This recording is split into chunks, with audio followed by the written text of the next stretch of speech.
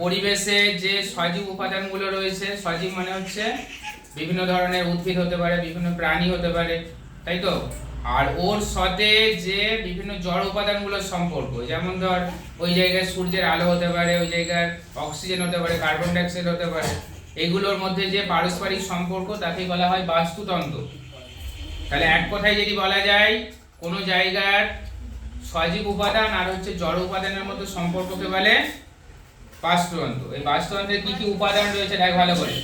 বাস্তুতন্ত্রের যে প্রধান উপাদান রয়েছে দুই প্রকার, একটা হচ্ছে জড় উপাদান আর একটা হচ্ছে সজীব উপাদান। জড় উপাদান মানে হচ্ছে যেগুলোর মধ্যে প্রাণ নেই, আর সজীব উপাদান মানে হচ্ছে যেগুলোর মধ্যে প্রাণ রয়েছে।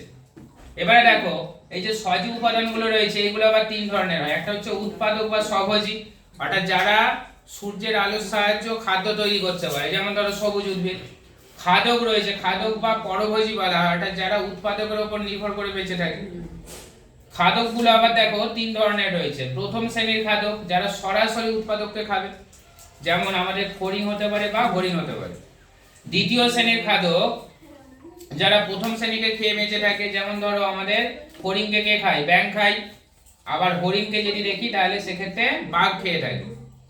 আর তৃতীয় শ্রেণীর খাদক, যেমন ধরো ব্যাঙকে হচ্ছে আমাদের সাপ খাচ্ছে, অর্থাৎ দ্বিতীয় শ্রেণীর উপর নির্ভর করে যারা বেঁচে থাকে তাদের বলবো আমরা তৃতীয় শ্রেণী। কোনো কোনো ক্ষেত্রে এই তৃতীয় শ্রেণীটা কোনো জায়গায় উপস্থিত থাকে আবার নাও থাকতে পারে। যেমন ধর যদি হরিণ হয়ে থাকে তাহলে হরিণকে কে খাচ্ছে, বাঘ, তাহলে এখানে দ্বিতীয় শ্রেণীটাই শেষ হয়ে যাচ্ছে, কিন্তু সেখানে তৃতীয় শ্রেণী নেই। আর কোনো কোনো জায়গায় তৃতীয়র পরে চতুর্থও থাকতে পারে।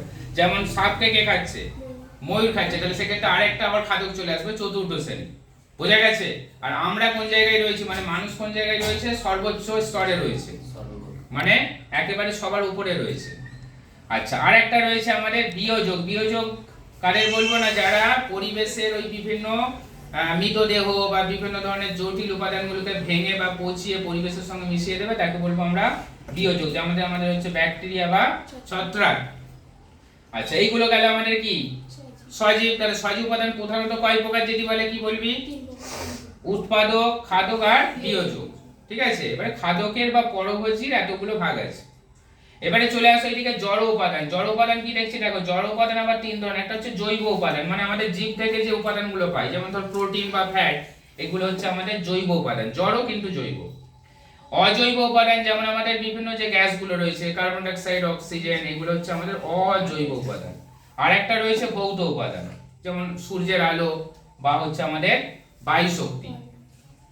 তাহলে এগুলো হচ্ছে আমাদের বাস্তুতন্ত্রের প্রধানত উপাদান।